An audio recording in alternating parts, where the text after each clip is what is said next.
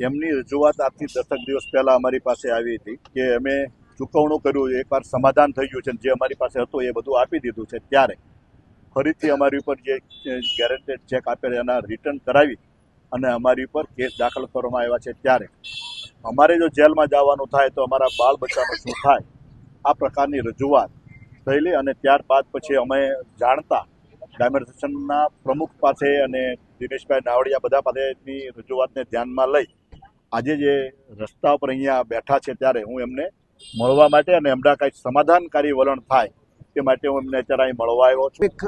જ્યારે પણ કંઈક અઘટિત ઘટનાઓ બનતી ત્યારે હર હંમેશા આગળ આવીએ અને દાન આપી અને મદદરૂપ થનારો એક પરિવાર છે.